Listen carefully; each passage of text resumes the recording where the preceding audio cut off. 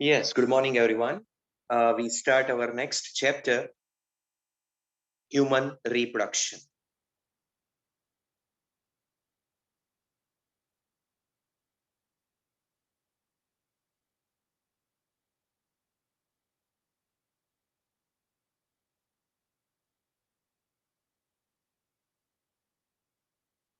Uh, Somewhere in 10th standard, you had these topics related to the human reproductive system. So the things are not absolutely new for you. Certain terms, certain diagrams already you are exposed to in 10th standard. In 12th, we are going to study the same things in further details.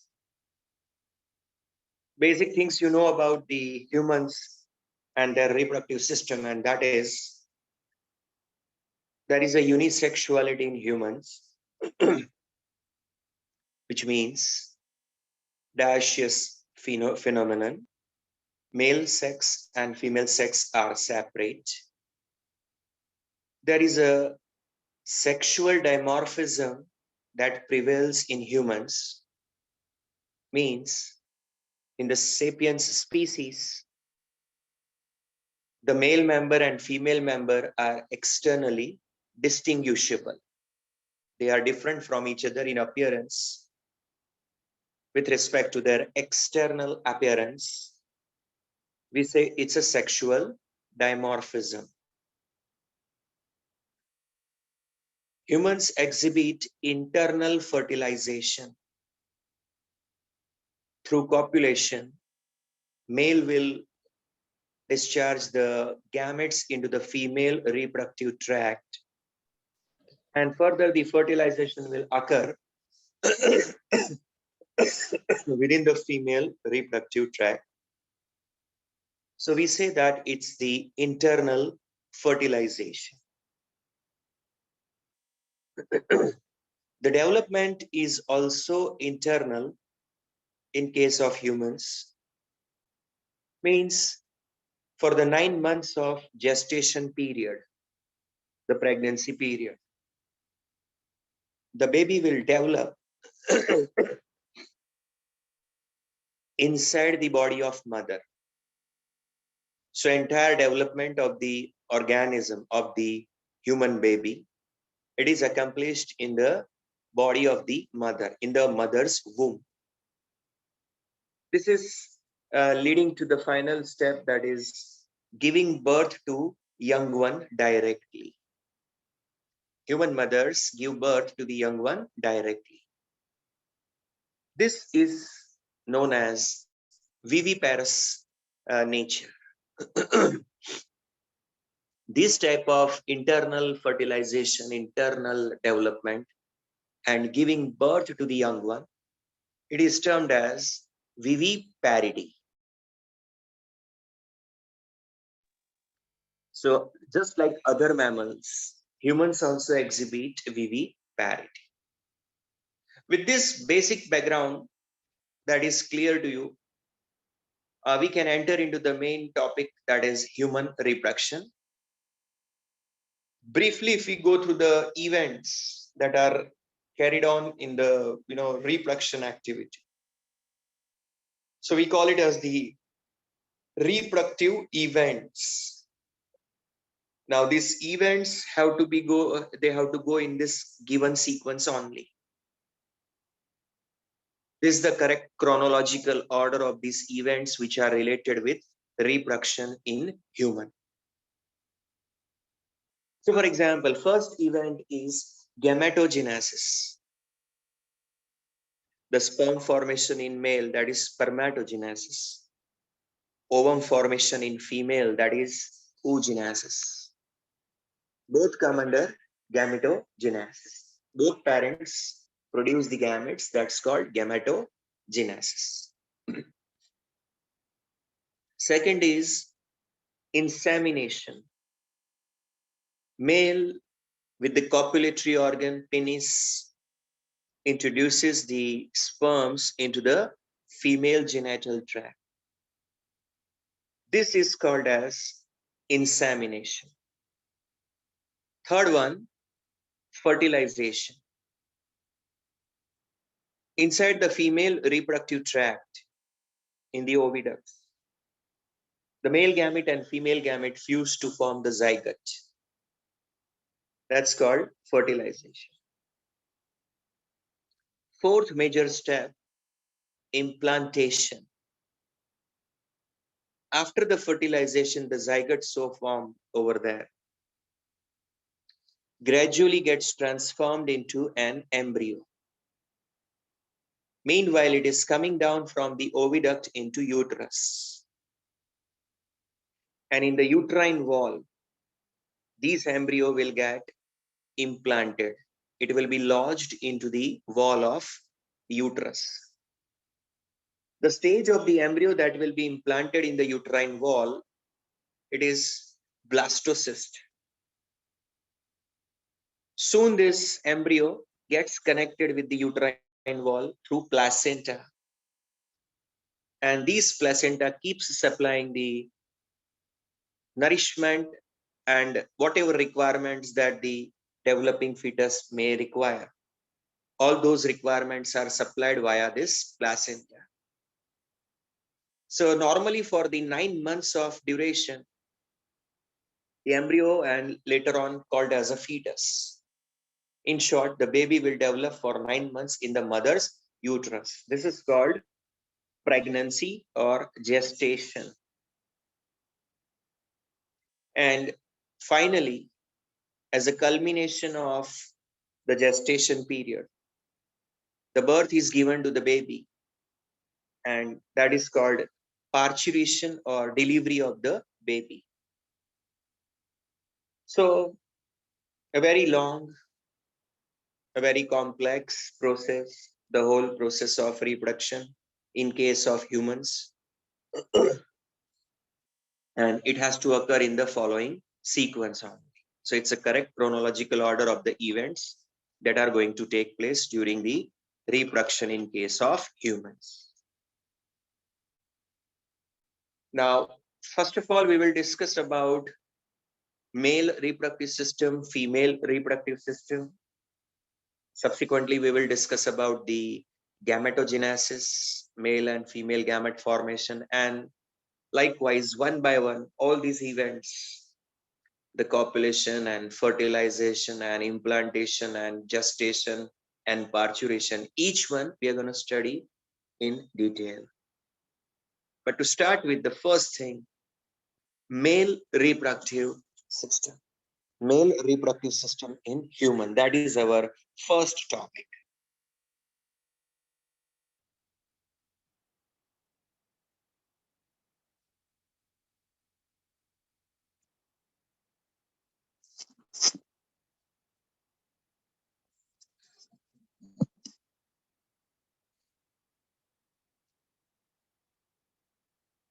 The male reproductive system, this includes primarily the main structures. If you talk about pair of testes, that's the first thing.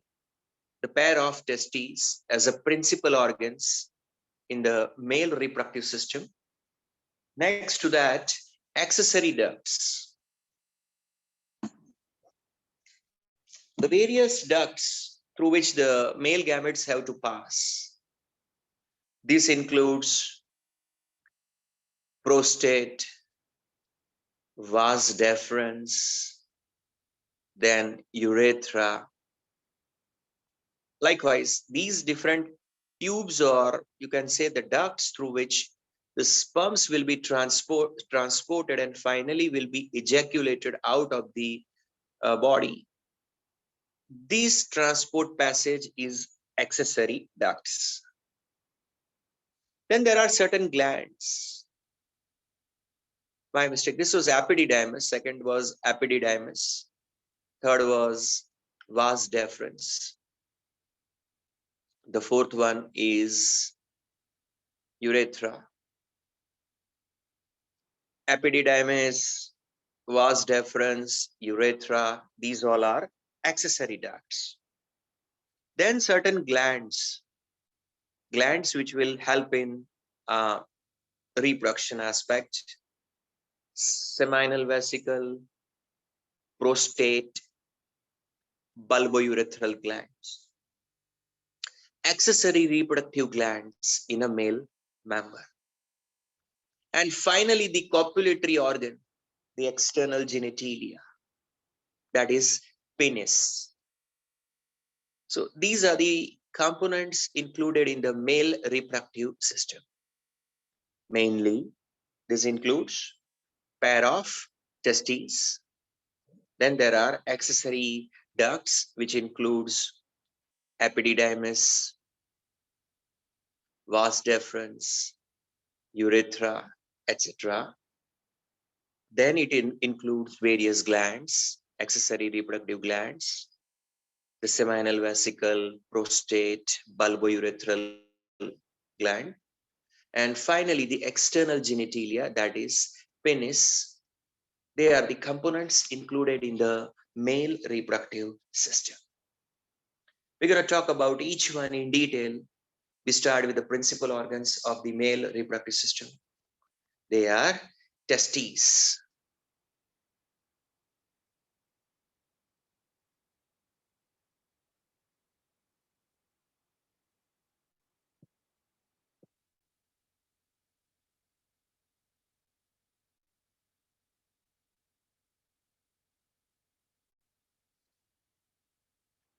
Testes, the principal reproductive organs in a male. Individually, it is termed as testes. Plural is testes. Even identified as testicles, they are known as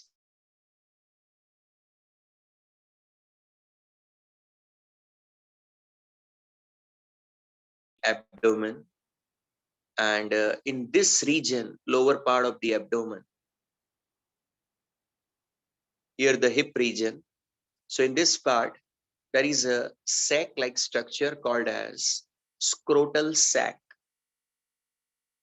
This is called as scrotum.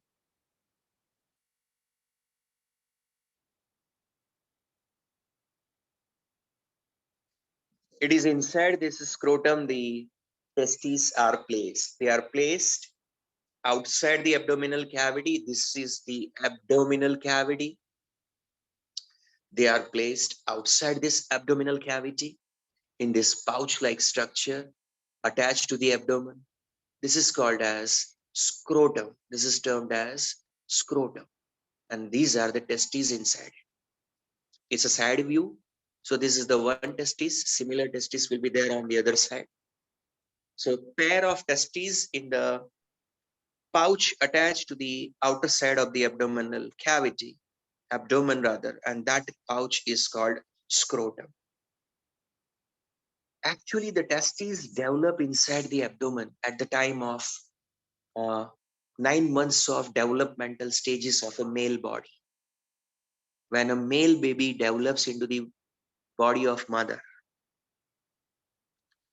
same time during the 9 months of development, its testes develop inside that male body.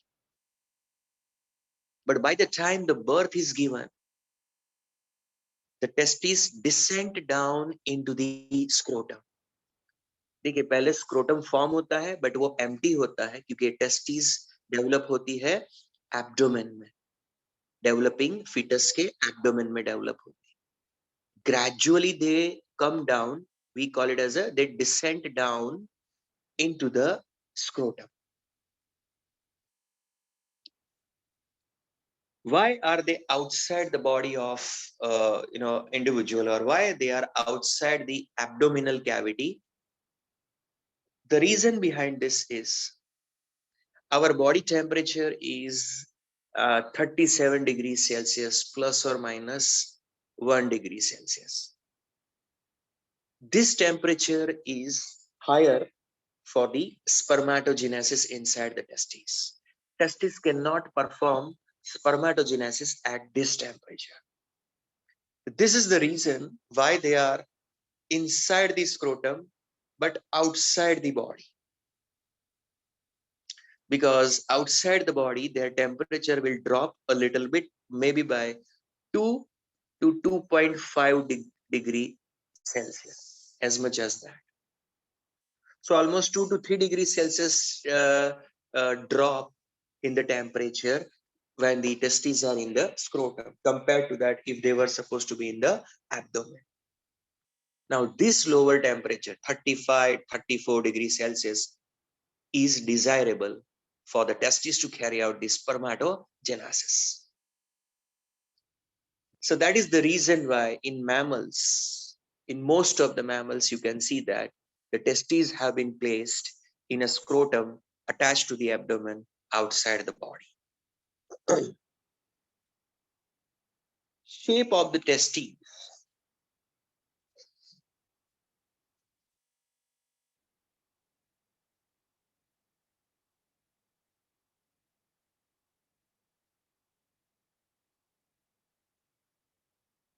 Basically, testes seem to be oval shaped structure with a length of 4 to 5 centimeter, and the width will be approximately 2 to 3 centimeter. Length 4 to 5 centimeter and width 2 to 3 centimeter. The testis is surrounded by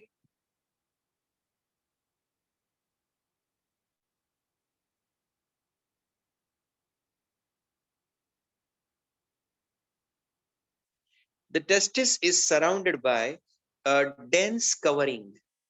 This dense capsule which covers the entire testis. This is the one.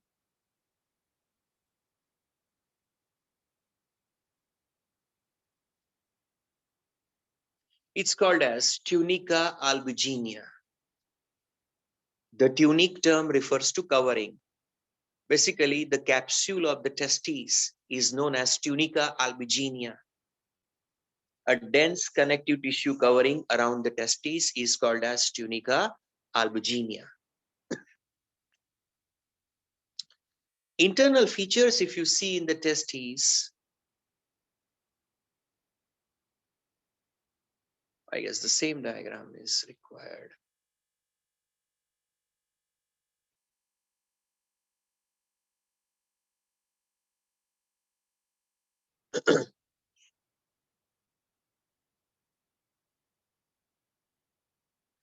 In a LS, longitudinal section of testes, one can see that there are compartments within the testes.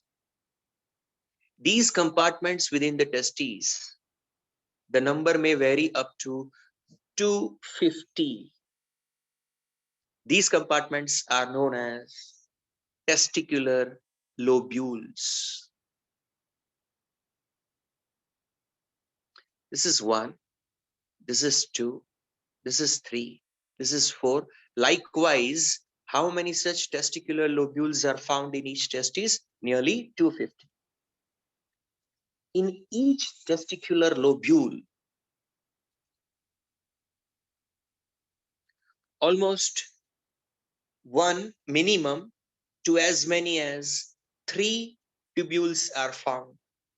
3 individual tubules are found. These are called as seminiferous tubules.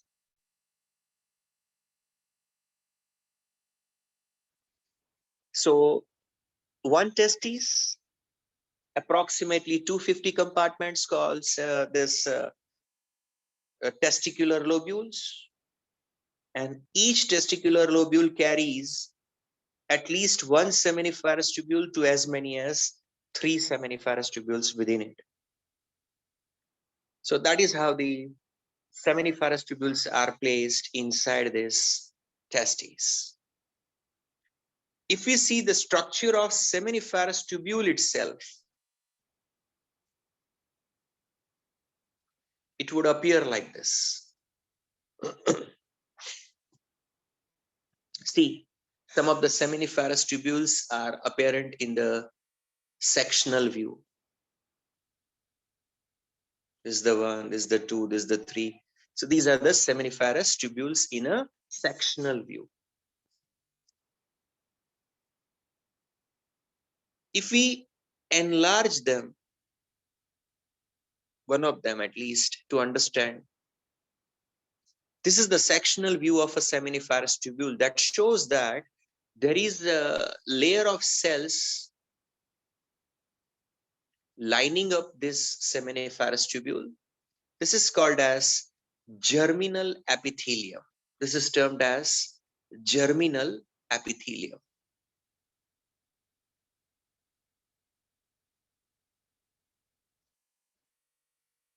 Sperms are also called as germ cells.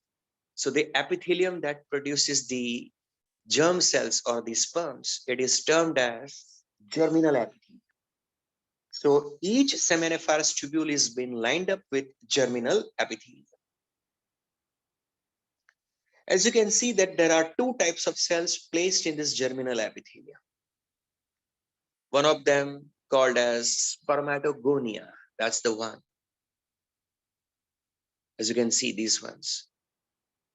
And others are termed as Sertoli cells. After set of few spermatogonia at regular interval in this germinal epithelium, one can see the Sertoli cells. Now I will enlarge to make you understand. These are Sertoli cells.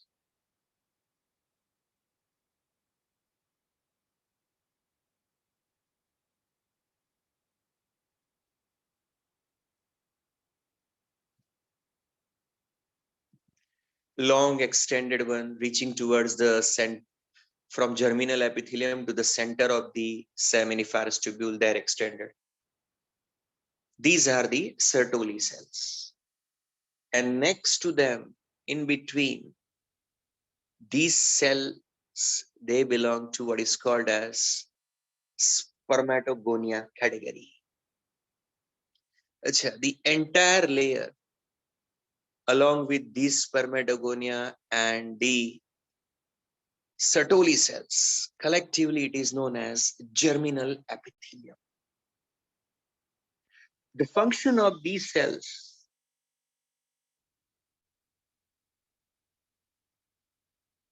spermatogonia, that is to produce sperms. These spermatogonia produce sperms. As you can see, the center of seminiferous tubule, it has got sperms present in it. So the function of spermatogonia is to go through division and form sperms. Look at this one. Here also you can make out. These are the sperms clusters.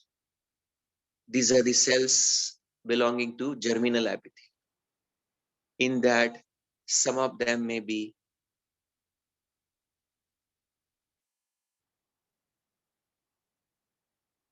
called as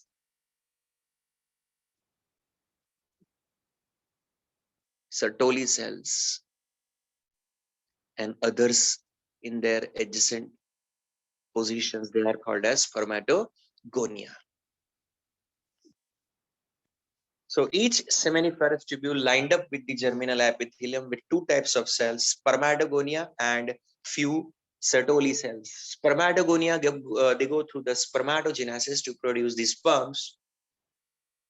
The Sertoli cells have varieties of functions, different functions to perform over there. Number one, the Sertoli cells are also known as nurse cells. They are also known as sustenticular cells.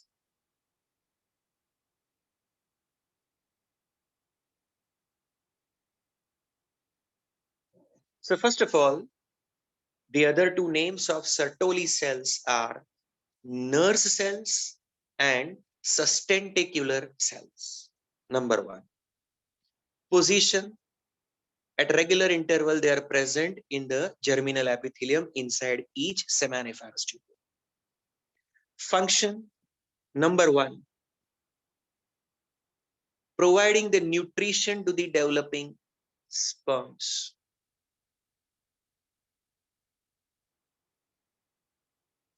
The germ cells means the gamete cells, mainly the developing sperms over here. These developing sperms, they are nourished by the Sertoli cells. Number 2, they secrete ABP, androgen binding proteins. Please understand that the Sertoli cells secrete certain proteins over here. The proteins to which androgens can bind. Androgens are the hormones, male sex hormones. Example, testosterone. So if seminiferous tubules have androgen binding protein, so then the androgen will be binded to them and will be uh, brought over here, or it will be uh, clustered over here. And when you have a large amount of androgen in the system, this androgen promotes spermatogenesis. So it makes sure that androgen, which is secreted in the system, the testosterone and other male sex hormones, they are clustered over here in each seminiferous tubule with the help of androgen binding protein. And these androgen will keep pushing for spermatogenesis. Along with the FSH, if you remember. Do you remember in 11th standard, 22nd chapter, testes, the sex hormone secreted by its Leydig cells, androgens, along with the FSH of pituitary, together they promote spermatogenesis. Do you remember that? I have explained to you.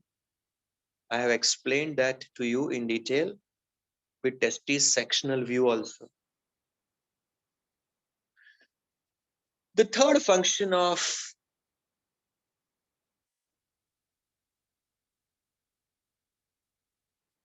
function of Sertoli cells, they secrete inhibin. Inhibin is a hormone or a chemical that is secreted by the Sertoli cells of testes to suppress FSH. FSH is normally secreted by the pituitary, anterior pituitary. These FSH along with the testosterone, it will promote spermatogenesis. But when you have already enough number of sperms unutilized lying in the system, so there is a need to have a stoppage or a halt in a spermatogenesis. At that time, Sertoli cells will secrete inhibin, which will counter the FSH effect and will stop FSH from promoting spermatogenesis. Please understand this cycle, a negative feedback in this mechanism. As long as the sperms are discharged, removed from the body, new sperms need to be produced. That will be promoted by FSH and androgens. And FSH comes from anterior pituitary, and androgens come from the Leydig cells of the testes. Now, when the sperms are not removed from the body for a longer time, so then there is no need to have a further new spermatogenesis act. So that time, to counter the FSH, to stop its effect, it's the inhibin coming from the Sertoli cell that will stop its effect, and for temporary phase or temporary period of time, it will stop spermatogenesis by this way. As long as sperms are used, new sperm formation required. Again, Inhibin secretion stops, the negative feedback is stopped, and straight away FSH along with the androgens, it will promote the spermatogenesis. Could you understand the functions of Sertoli cells? Is that clear? Now further, if you see within this tissue outside the seminiferous tubule, imagine the ground tissue of the testes with large number of seminiferous tubules. In between there are certain cells between the outside the seminiferous tubules, but between them interspace. Now this is called interstitial space. This is termed as interstitial space, and in this interstitial space there are scattered cells which are known as Leydig cells. We also call them as interstitial cell.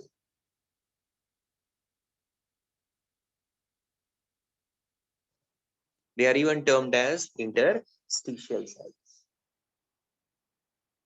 You see, these cells secrete whenever they are stimulated by LH. I'm sure you remember the effect of LH from the anterior pituitary.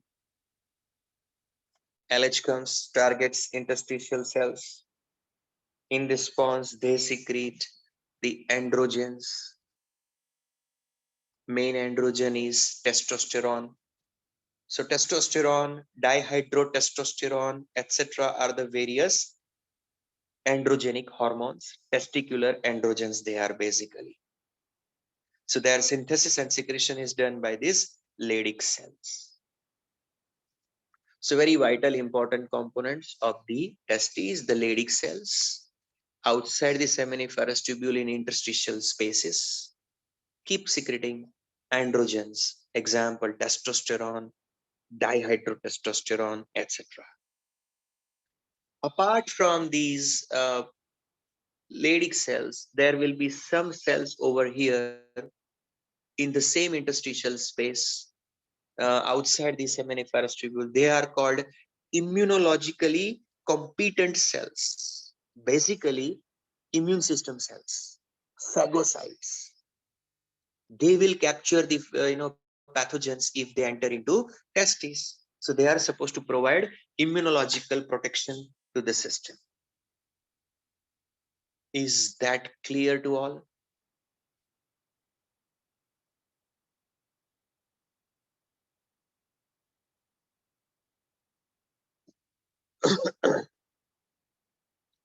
Well, let's have a quick recap of what we have gone through. Number one, just you have to give the names of the events which are associated with reproduction in human, starting with the first one. First event.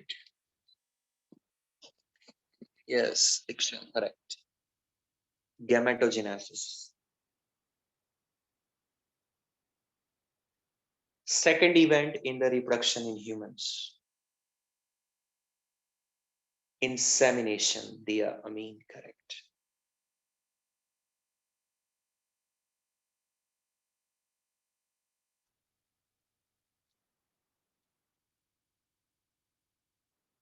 Third one,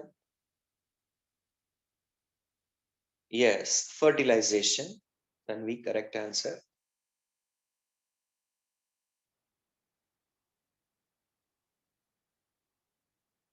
What about the fourth event? Yes, again, then we correct. Implantation.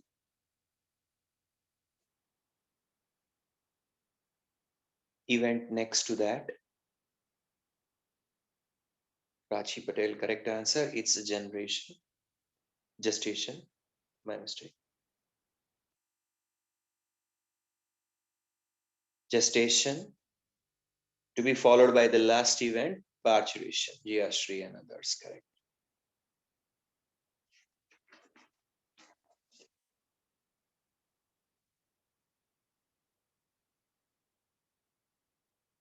Now we talk about male reproductive system. In that, if I ask you, first one, which are the components included in the male reproductive system? First, pair of testes. Exactly. Next, yes, Diksha, correct answer. Accessory ducts. The ones through which the sperms will pass, they are the accessory ducts. Then comes what? Correct answer, Trusty. The glands, accessory glands, reproductive glands in a male individual. And lastly, yes, external genitalia. Jayashri, correct answer.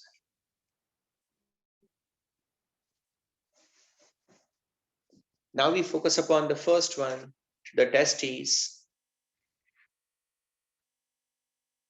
Testes are located outside the abdominal cavity in a pouch. What you call that pouch as? Scrotum, correct.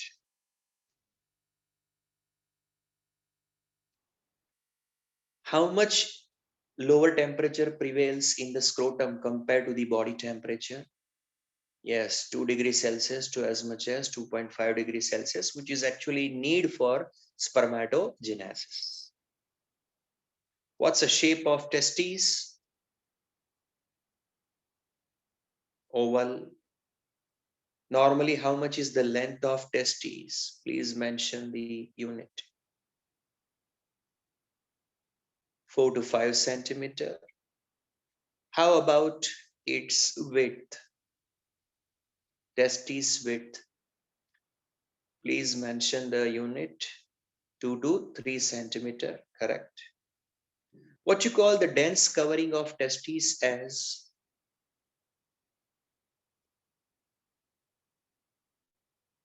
Tunica albuginea. That is termed as tunica albuginea.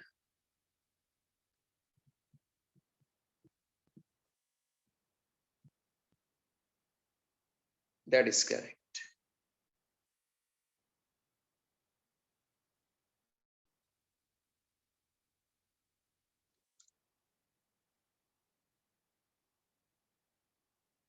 Inside the testes, there are approximately 250 compartments. What we call them as?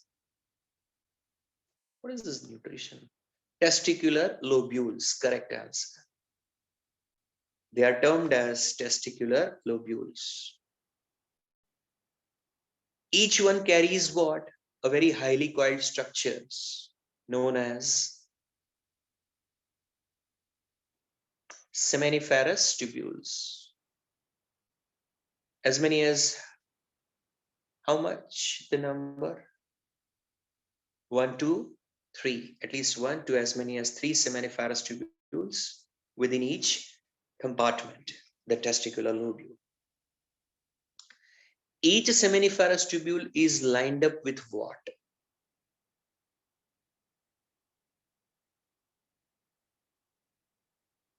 No, collectively it is known as what? Wrong answer, Krisha. It is called germinal epithelium.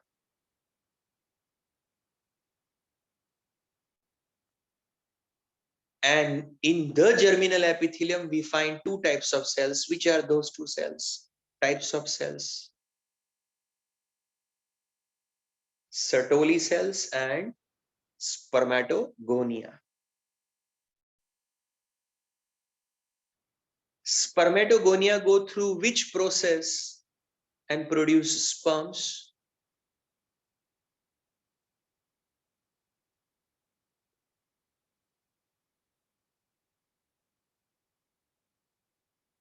Spermatogenesis. That's the correct answer.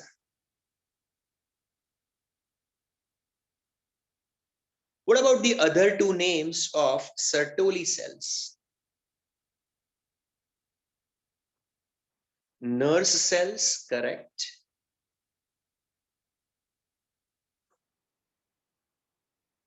And another name, sustentacular cells. That's the correct answer. Asta, very good reply.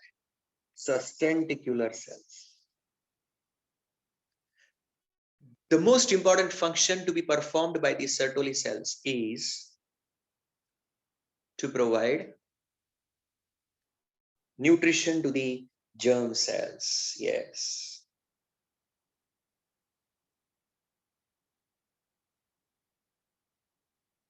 It also secretes dash, which will collect, which will make the androgens to bind, the androgen binding proteins. They will attract the androgen, androgen will bind them, and this collected androgen in the seminiferous tubule central region, it will promote spermatogenesis. What about the hormones secreted from the Sertoli cell? And for what purpose? Inhibin. That is to suppress FSH. The time when spermatogenesis is not required, at that time, this will suppress the FSH and will stop the spermatogenesis. As a negative feedback mechanism, it will work. In the spaces outside the seminiferous tubule, what you call those spaces as? What is that space known that is present outside the seminiferous tubule but within the testes?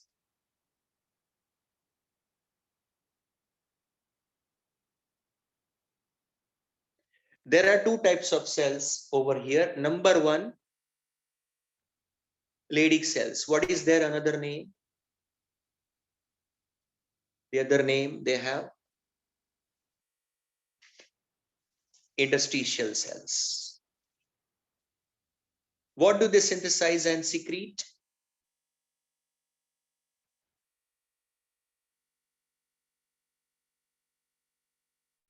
Androgens, the male sex hormones, the testicular hormones. Examples?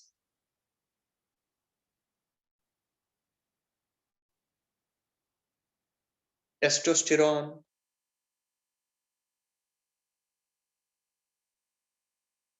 another one.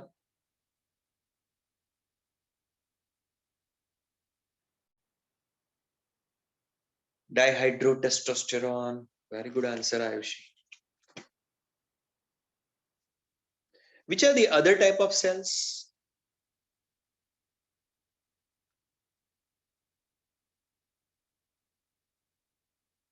Immunological competent cells, isn't it? Krisha, competent nahi, immunological competent cells. Nandini, competent cells nahi. Dhyani, change it. Immunologically competent cells. Competent nahi. Competent भी नहीं. क्या लिखते हो आप लोग? Mentally disturbed हो. Immunologically competent cells that will provide defense against pathogens and antigens.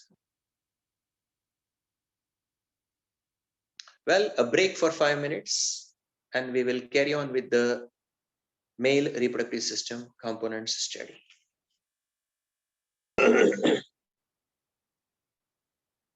So, so our next topic is male accessory ducts. In a male reproductive system, the accessory ducts, that is our next topic. If you look at the LS of testes, the things which you can easily make out, this includes tunica albuginea, the testicular lobules, the compartments, inside them the seminiferous tubules are present. So most important part, the seminiferous tubules.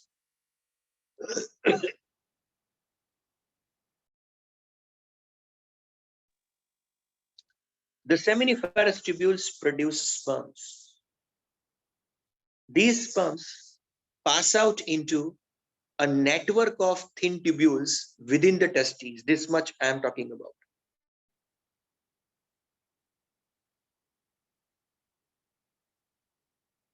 If you see this network of tubules, it is connected with each testicular lobule. So seminiferous tubules open into this network of tubules called as retitestes, that is termed as retitestes. Reti term का meaning होता है network. So this is termed as retitestes. Then the sperms are transported forward into these tubules. If you see carefully,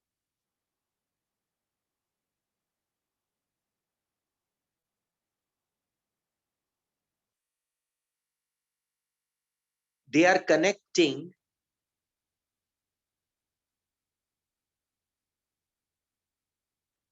retitestes on one side and epididymis on the other side. These connecting structures, 10 to 12 fine tubules connecting the retitestes to the epididymis, are called as efferent tubules, or else you may call it as the vasa efferentia. Vasa efferentia.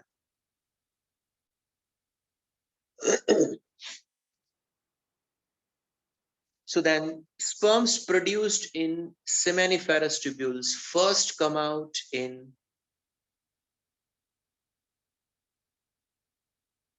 retitestes, second they pass into vasa efferentia. From vasa efferentia, they go into a very long coiled tubular structure which is lying on one of the surface of the testes, each testis, the posterior surface of each testis. This structure is identified as epididymis. This is termed as epididymis, this one.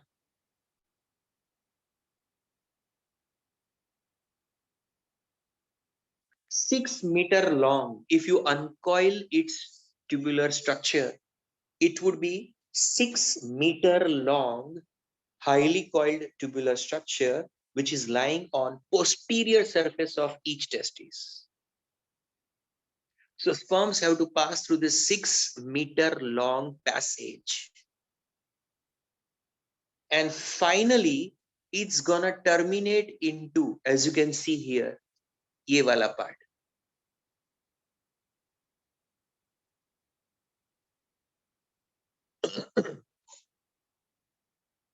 The tail of epididymis.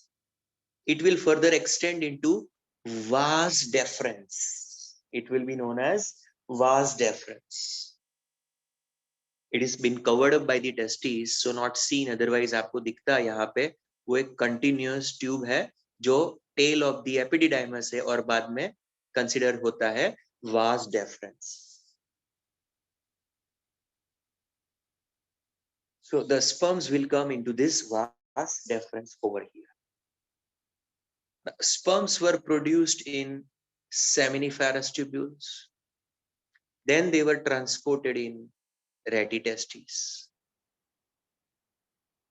From retitestes, they are transported in vasa efferentia. From vasa efferentia, they are transported in epididymis. And from epididymis, they are transported in vas deferens. Each epididymis gives rise to one vas deferens. One testis, one epididymis, one vas deferens. Another testis, another epididymis, another vas deferens. So there'll be pair of epididymis, pair of vas deferens. But do you realize that the passage through which the sperms need to pass, it includes seminiferous tubules to retitestes, retitestes to vasa efferentia, oblique efferent tubules, vasa efferentia to 6-meter long epididymis, and from that a long duct vas deferens. How many are clear with this?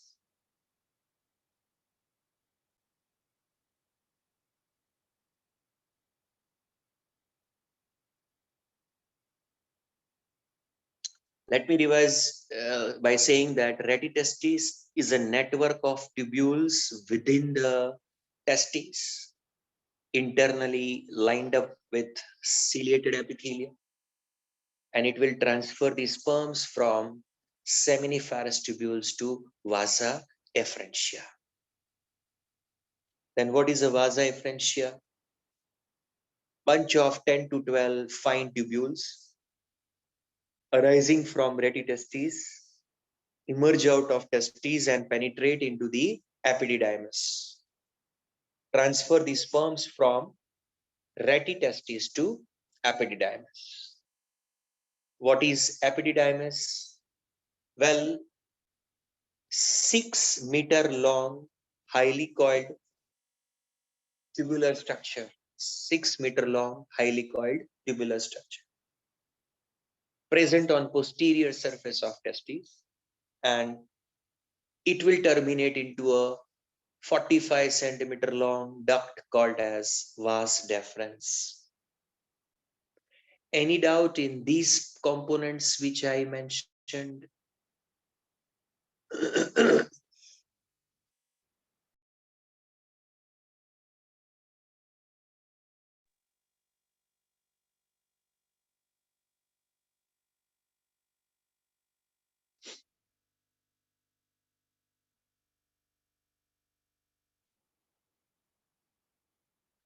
If you see carefully, you realize that in this diagram itself, you can make out that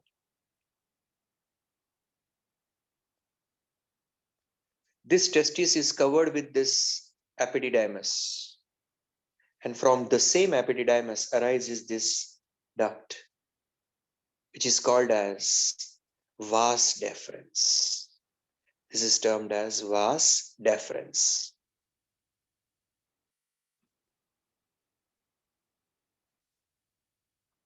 You see, vas deferens arises from the epididymis, which is there in the scrotum on the one of the surface of testes. Then it passes through this passage, which is connecting the scrotum cavity and abdominal cavity. It is called as inguinal canal. It is called as inguinal canal. Inguinal canal, my mistake. Inguinal canal. A passage between abdominal cavity and the scrotum cavity is called as inguinal canal. So arising from epididymis inside the scrotum, this 45 centimeter long duct called vas deferens passes through the inguinal canal, enters into the abdominal cavity. There it ascends and makes a loop around urinary bladder. It makes a loop around urinary bladder. This is how it makes a loop around urinary bladder. You can see that. And towards its terminal part, which is its terminal part, this is its terminal part. If you observe carefully, it becomes little bit broadened structure. This is the point where it receives a duct from seminal vesicle. This is the seminal vesicle, and this was our vas deferens terminal region. You can see that in a terminal region of the vas deferens here, inside this one.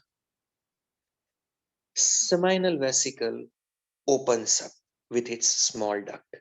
This part I am trying to make you understand.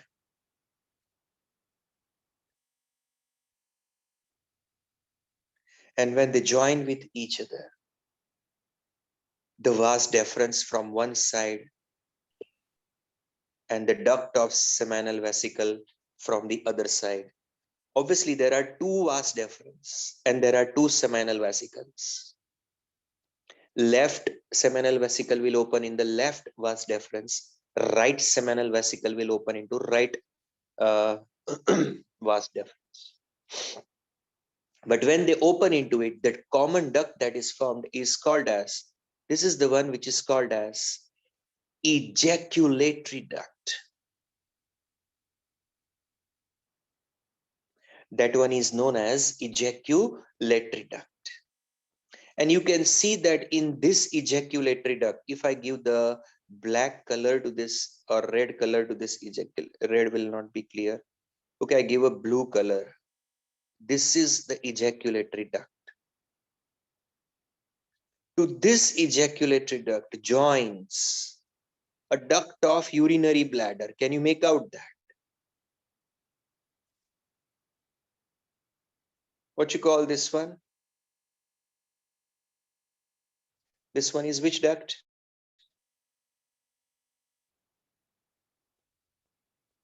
Come on, fast.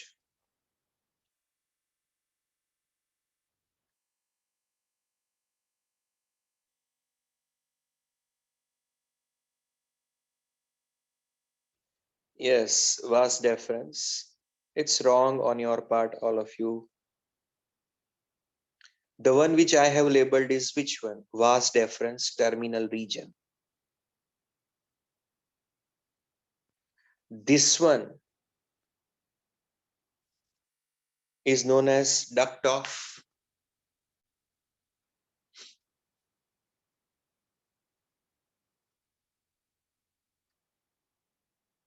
exactly seminal vesicle. When both of them join, they make third one. What is that third one? Ejaculatory duct. With this ejaculatory duct, this fourth duct is joining. Fourth duct is which one?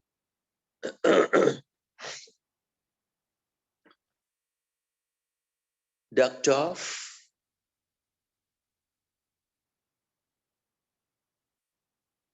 urinary bladder. And this ejaculatory duct and the duct of urinary bladder, that is number 3 and number 4, they join to make another one. That duct is called as which duct? Urethra. And urethra will extend finally till the end part of the penis and will open to outside, and that large opening over there is called urethral meatus. That is termed as urethral meatus.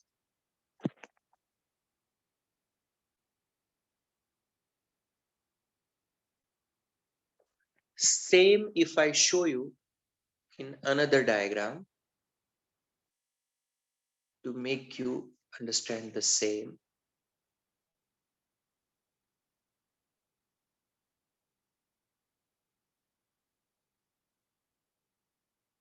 Look at this one. Here is the one wherein your testes, your epididymis, then your vas deferens. You remember? This is its broad end of it. And this is the seminal vesicle. So somewhere these two join with each other and will run forward as which one? Ejaculatory duct. And in that ejaculatory duct, the duct from urinary bladder. Now that part cannot be seen here. यहाँ पे straight away फिर urethra दिखेगा. But just to give you an idea that from both sides the vas deferens finally open into the seminal vesicles. That aspect you can understand here very well. Achha. The connectivity of the ducts, if you want to understand.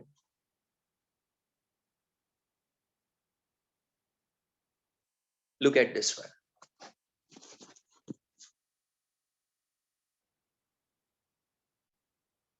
You remember that vas deferens opened into a duct from seminal vesicle. This was a vas deferens terminal region. And this was the duct of seminal vesicle. They run forward as which one? Ejaculatory duct. This ejaculatory duct joins with what is called as duct from urinary bladder. And then it runs forward as the urethra.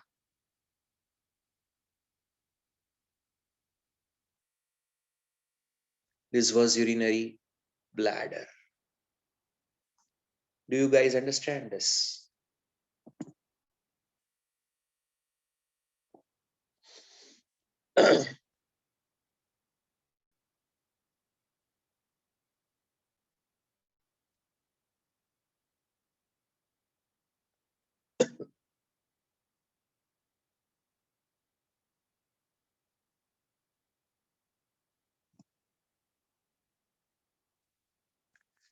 This urethra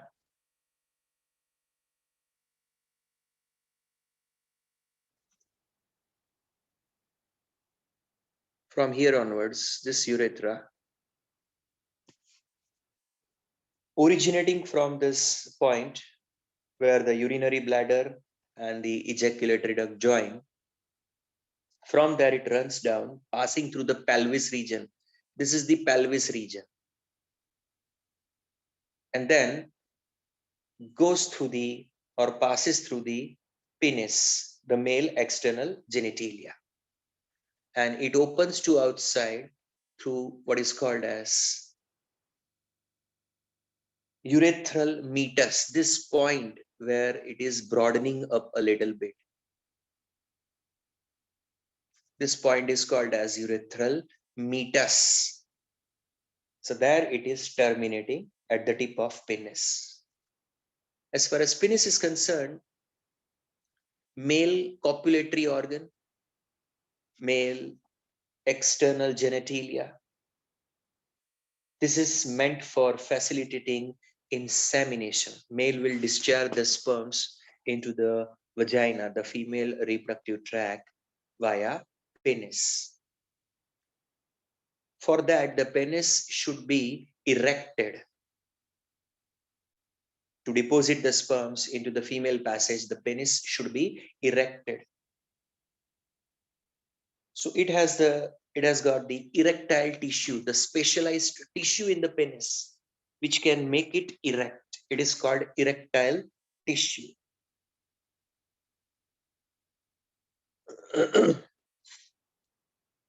So at the time of sexual excitement, the blood flow increases in the penis, and because of the erectile tissue, it gets erected, and that will help the deposition of sperms into the vagina. The end part of the penis is slightly enlarged compared with the remaining penis. This is termed as glans penis. It is termed as glans penis. This portion of the penis, terminal region, little larger, called as glans penis. A loose skin fold remains around it. A loose fold of skin covers the glans penis. It's called prepuce,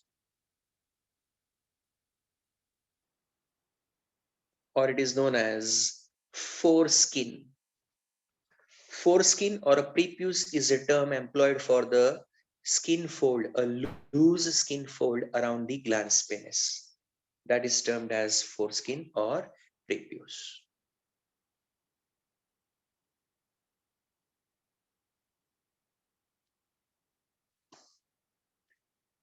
Okay.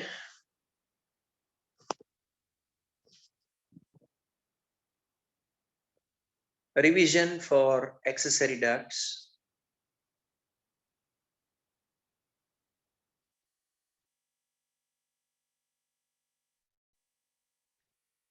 Which are the 4 accessory ducts in a male individual?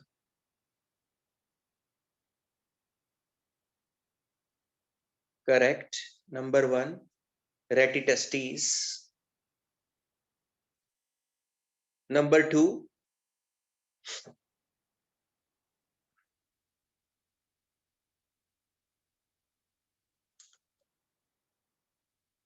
vasa efferentia.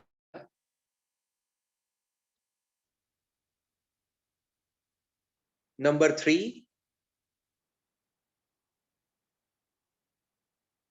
epididymis.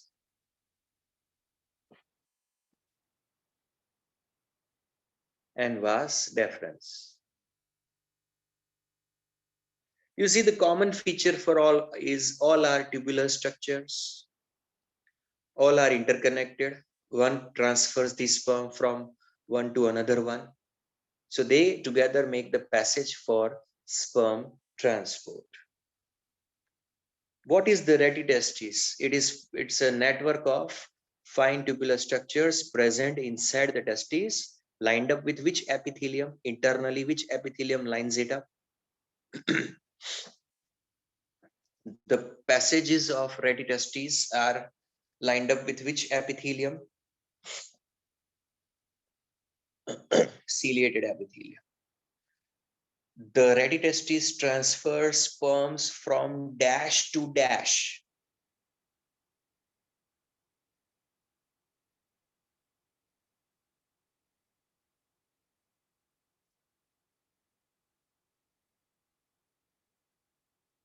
Seminiferous tubules to epididymis. Vandit Parikh, very good reply. Then 10 to 12 fine tubules emerging from testes and open in the epididymis, called vasa efferentia. They transfer the sperms from where to where? They transfer the sperms from where to where?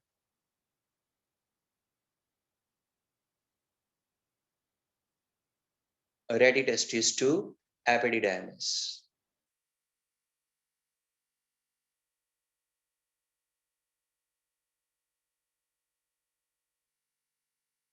Then comes epididymis attached to the posterior side of the testis.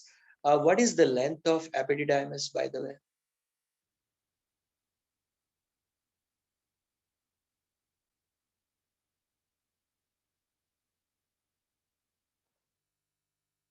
Six-meter long, yes, correct.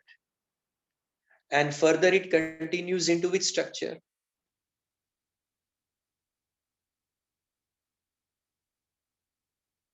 Yes, in a vas deferens, 45 centimeter long duct.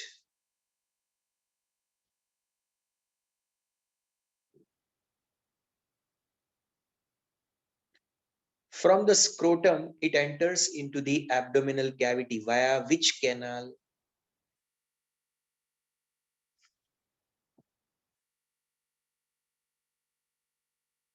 Inguinal canal. Inguinal canal. And it will form a loop around which structure? The vas deferens will form a loop around which structure?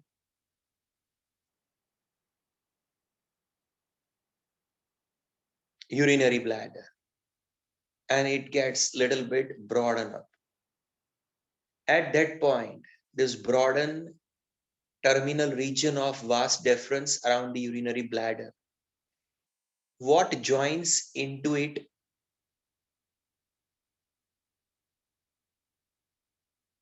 Duct from seminal vesicle, isn't it? Duct from seminal vesicle.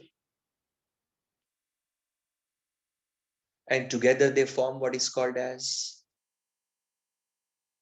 yes, ejaculatory duct.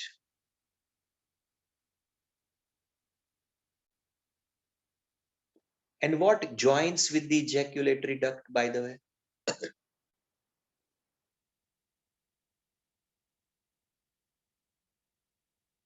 Urinary bladder duct, duct from urinary bladder.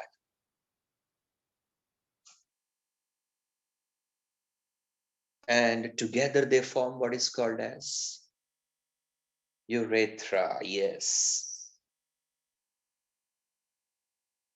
What do you call the terminal region of urethra?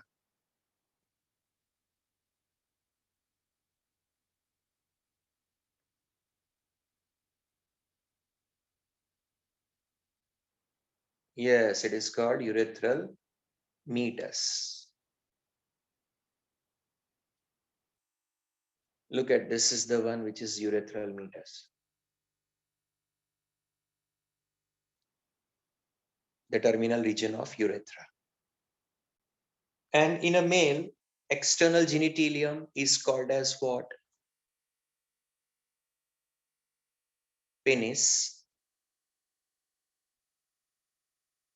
it will facilitate which act?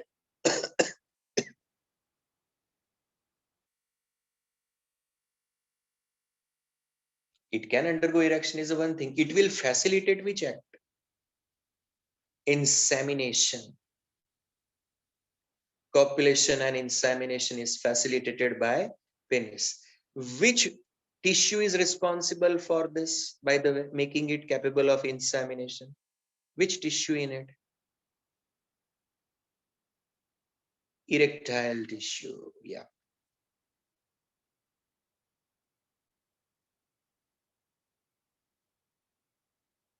What we call the little enlarged tip of the penis is termed as glans penis. And how about the fold of a skin around the glans penis? Prepuce or foreskin, correct.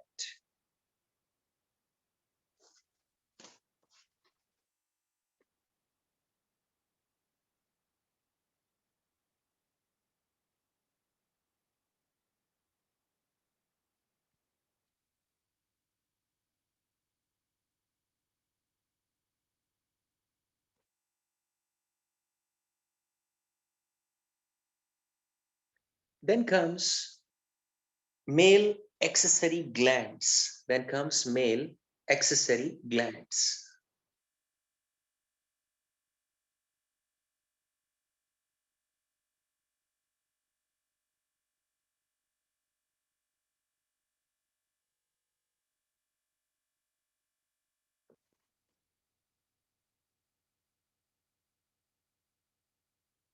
You see, the male accessory glands include pair of seminal vesicles, pair of seminal vesicles.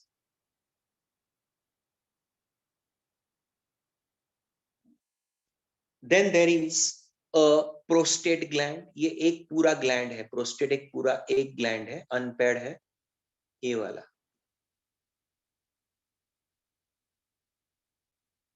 And then there are bulbourethral glands. That is the third component over here. These small ones.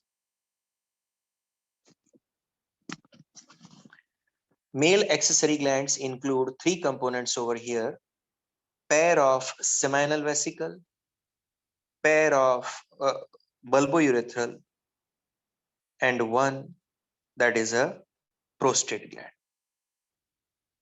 Acha, each one secretes a kind of a secretory material. I'll show you the same in the other diagram also.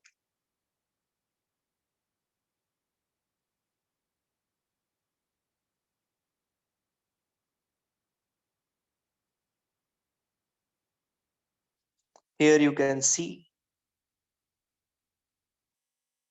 seminal vesicle. Obviously, another one will be there, its counterpart in a pair. Then this is the prostate, you can see here. And third is the bulbourethral gland over here. So these three are called as accessory glands in a male reproductive system. They all contribute in form of a secretion, which is part of semen. Semen is all about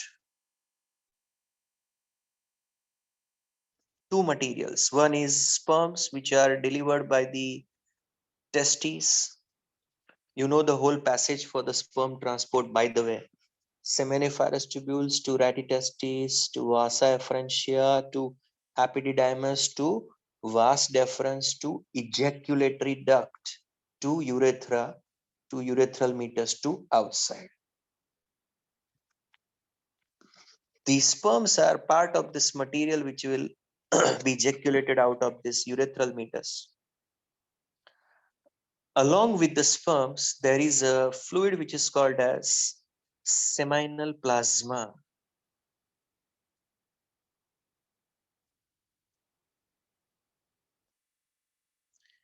The sperms cannot be delivered as it is. They are delivered along with certain fluid Fluid that is contributed by the three glands, seminal vesicles, prostate, and bulbourethral gland, also known as Cooper's glands. So this collective secretion is identified as semen. The secretion is called seminal plasma, and sperms, when they are inside this seminal plasma, it is called as semen. In that, the seminal vesicle secretes an alkaline secretion. Nearly 75 to 80% content of the seminal plasma is from seminal vesicle. That's why it is called seminal plasma. Prostate secretes white color sticky fluid in it, and bulbourethral glands also secrete slimy secretion. So these three secretions collectively, they constitute what is called as seminal plasma.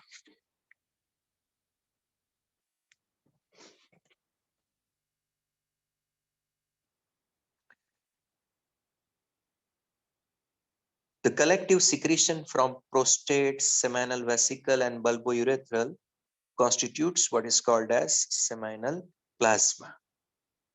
The constituents of this seminal plasma, if you see, it includes fructose and calcium ion, and certain enzymes are there, local hormones known as prostaglandins, clotting factors are also part of it. This seminal plasma from these three glands, prostate, bulbourethral, and seminal vesicle, and the sperms along with them, together makes what is called as semen, that is termed as semen.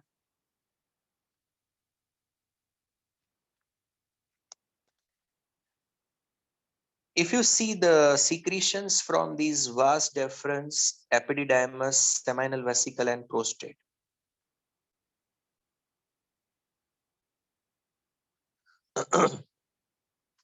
while sperms pass through the epididymis and vas deferens, their secretions come in contact with the sperms.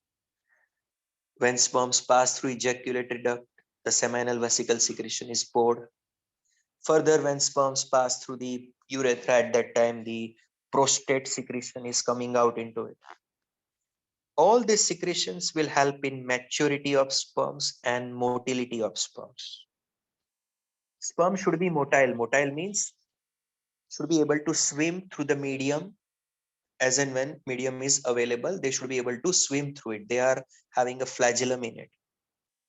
So they are kept mobile because of the secretion coming from these various components of male reproductive system. And lastly, the bulbourethral gland or Cooper's gland has two functions to perform. For example, number one, its secretion will help in lubrication of the penis. When male member with a sexual excitement, erect penis, tries to penetrate into the vagina, so some fluid comes out from the penis itself. That is the fluid from bulbourethral gland.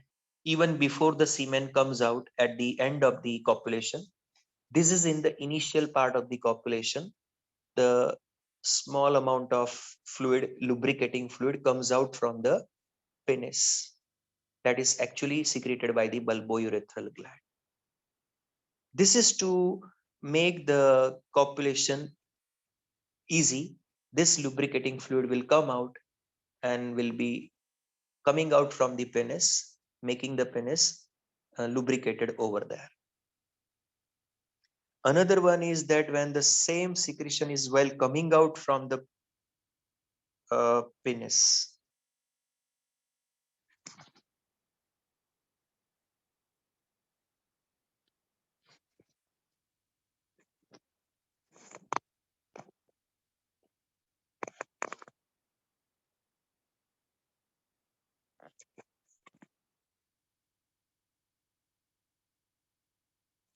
as you see that this is the passage for urine discharge.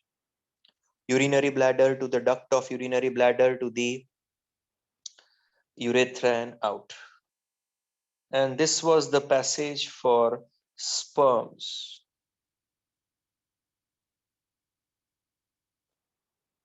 As you can see that from here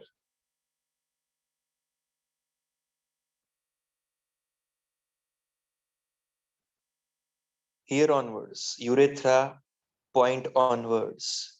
Urine can also pass through the same passage and sperms can also pass through the same passage. Imagine if already urine has passed through the same passage and urine is slightly acidic in nature. So what will happen is, if the same passage through which when sperms try to pass,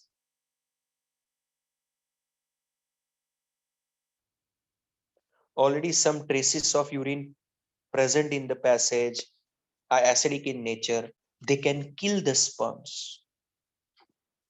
So before sperms are discharged along with the semen, the bulbourethral glands, they will secrete their secretion first. Two benefits. The passage through which it will pass is the urethral passage, in which whatever traces of urine available, that will be neutralized. Its acidic effect will not be effective over there. And small amount of this fluid coming out around the penis, when penis is already in the vaginal passage, so that will act as a lubricant over there. So these are the functions of bulbourethral gland.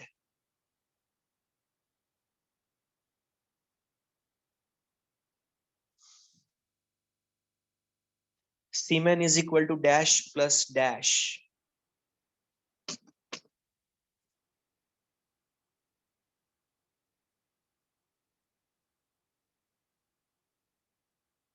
Seminal plasma plus sperms.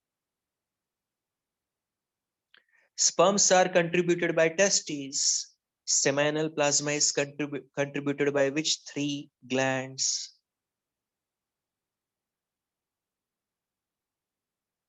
Prostate, seminal vesicle, pair of seminal vesicles, one prostate, and pair of bulbourethral glands. What's another name of bulbourethral glands?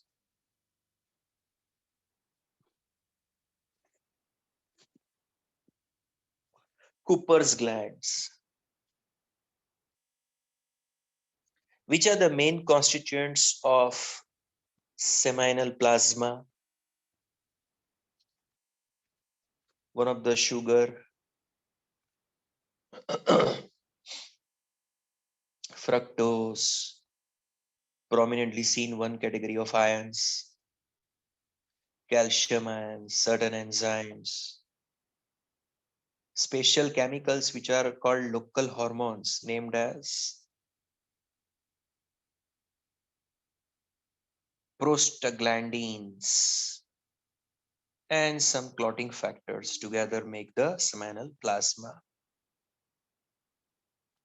Overall secretions from which four structures contribute into the maturity of sperms and their motility?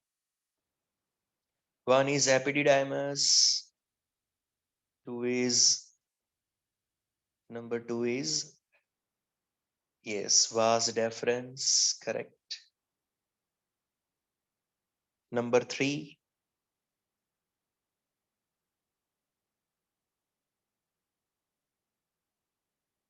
prostate and seminal vesicle. Secretion of which gland will neutralize the acids in the urine which has passed through the urethra? Urethral passage, urine acidity is neutralized by secretion of bulbourethral gland. And its secretion also helps in lubrication of penis.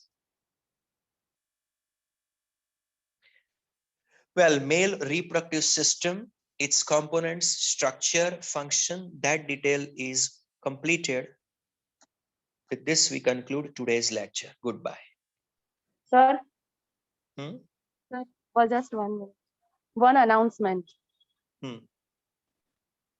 Students, now you will have a test on 24th June, that is Thursday. So we will take Viva of that chapter number 2 on Wednesday. So randomly only 20 students or all? All will be present. Okay. Those names which will be announced with their parent, they will sit and will reply. Done. Okay.